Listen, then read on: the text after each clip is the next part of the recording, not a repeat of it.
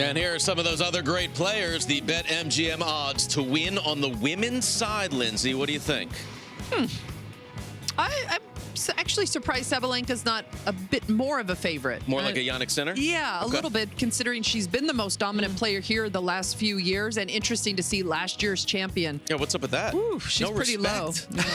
Plus 3,300 for Maddie Keys. Prakash, you putting some shekels on that?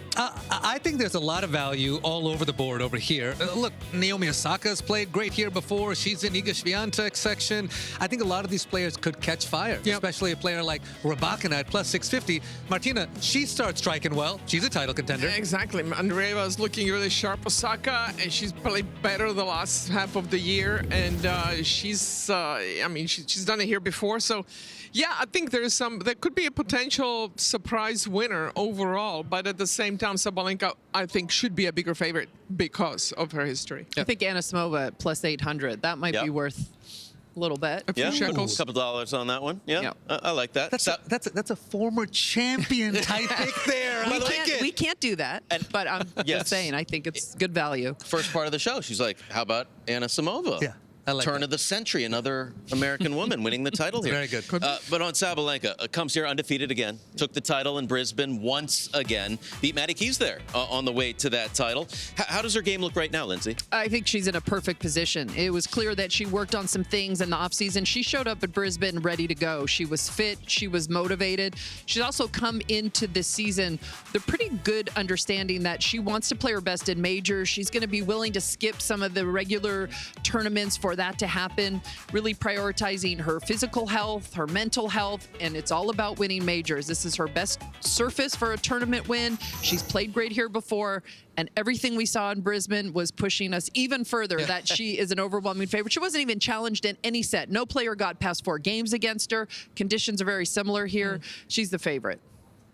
So let's take a look at the road, too, for Aryna Sabalenka to get her third title here in Australia. Could meet Emma Raducanu in the third round, Coco Gauff in the semis. What do you think of this path, Martina? I love that first round matchup against Cientua Karakutumanga Rajanoa. Let's nailed it. I want to hear the umpire say or that. Sarah, as she goes by.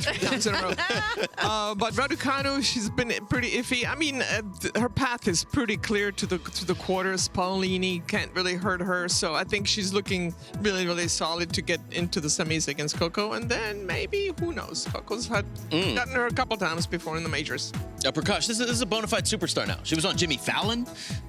She did a bunch of exos, did the Battle of the Sexes. Wants to be someone bigger than the sport of tennis, is what she said, and has seemed to find that perfect balance between on-court success and off-court happiness. Yeah, the biggest factor in that is she enjoys it all. When she goes out there, she's either making her content on social media or she's interacting with fans. It seems like she genuinely gets pleasure from it, and it can't be pulling teeth when you get out there with the media and so forth. So I think that helps her sort of elevate to a completely different level. But none of that exists without being able to do what you do on the court. You saw 11 out of 12 semis of the last 12 events there. The consistency in her game, Linz, she's dropping below a certain level much less these days. So much more margin, and the reproducibility of that high level is astounding. Yeah, and trying to come into net even more. Max Mirny coming on board last summer, he's really helped her. She was definitely moving forward and trying to finish points off at Brisbane. So always looking to add something to her game as well is a great sign of a champion. And I really like the way she's managed her emotions, and she gets fired up when she needs to, and she relaxes so well. She can shut it down completely, go into another space, and I think that's why she's been able to stay so fresh and concentrated at the same time. Love a star that embraces the spotlight. It's got to help you. Iga Swiatek trying to complete the career Grand Slam. This is the only major where she has not made the final, Lindsay. Why do you think that is? In the years past, this court has played so fast. Iga's always historically needed a little bit of time, so she wasn't so rushed. Players are saying maybe not as fast this year, maybe bouncing up a little bit more. That could help Iga. She also needs a lot of matches to feel like she's playing well and have confidence coming in. Doesn't have a lot based on her performance at United Cup. She was not happy with her play there. She looked stressed this week leading in from all reports here on the grounds. It'd be interesting to see if she can convince herself, like she did at Wimbledon, that even though she has never played her best tennis here before, that she can do it this year. The stakes are high. She was trying to downplay it to impress, even though she's playing for the career slam. it's enormous. And her ability and her opportunity here is huge. Let's see if she embraces it. Yeah, I think the slower court will help her. We'll see if it stays slow, if it actually is slow.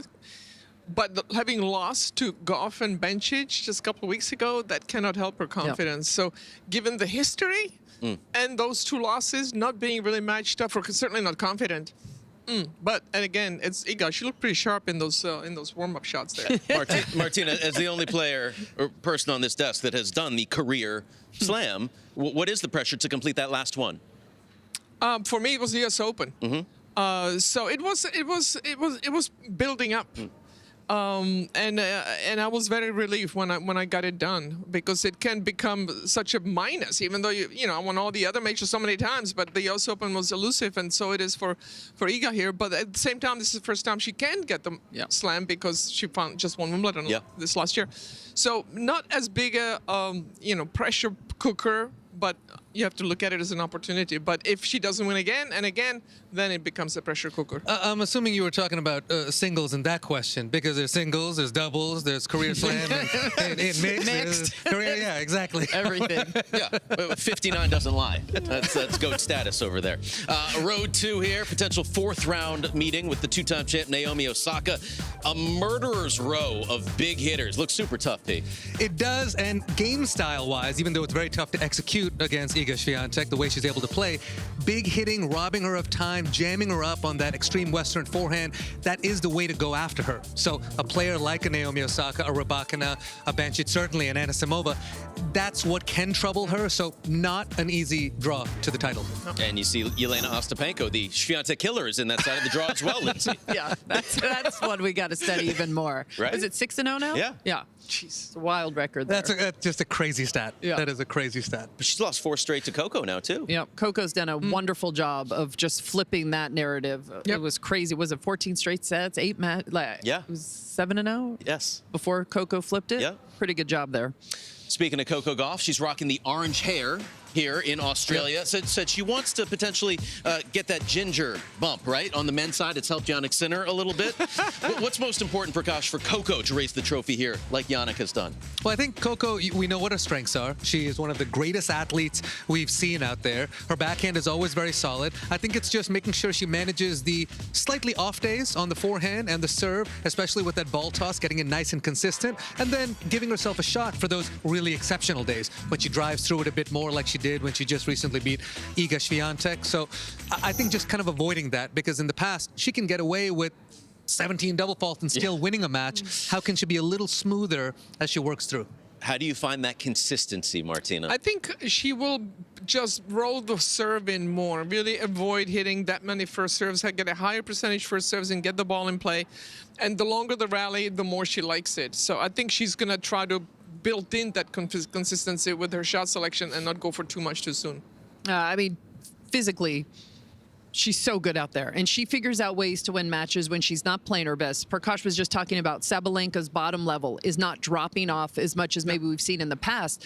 For Gauff, she played this one match at the United Cup where that bottom level dropped pretty low against Buzas Monero. Sometimes she figures out ways to still win those matches. She does an exceptional job at majors of not feeling as much pressure and trying to figure it out there, but that has to stop. She's got to start rising that bottom level up and being able to play at her best level come quarters, semis, and finals. She's got to stay on balance with her body. Sometimes you see her kind of falling over, jumping up. That's going to be key for her. If she can be stable with her body and her core through contact, the shot then goes through the court. When she's pulling up and she's jumping off, that's when the mishits come. That's when the balls are going all over the place. So I always look for her in her movement and her balance when she's playing for success. That balance, still just 21 years old, already a 2-time major champion, looking to add the Australian Open, and it could be a potential blockbuster in the 2nd round, Martina, against Venus Williams. Yeah, well, Venus has got to win that match first. She's not getting any younger, but amazing that she's still trying and loving it out there. But overall, I think she's got a good route there, Coco, until Mira Andreeva in the quarters. We'll see. But as Liz was talking about her forehand, her balance, she's only off balance on her forehand. So if I were her coach, I'm like drilling it into her. Get that front foot down on the forehand. Do not be pulling back, because that's when her game goes off. But yeah, we'll see what happens. I think she's got a good shot at it. What do you think of that draw, Lindsay? It's pretty good. I think for all of these players, I think Iga by far of the top 4 seeds seems to have the most brutal path to get through to the semis. So if you're on Team Gauff, you're okay with that. I mean, she's a few players in there. She's had a loss to it before, Navarro at a slam before. But for Coco, you just convince her it's all about you. It's all about your game. She has the ability to win matches by herself. Doesn't matter who's on the other side of the court. That's the mentality she's got to bring here. Yeah, just focus on your side of the net.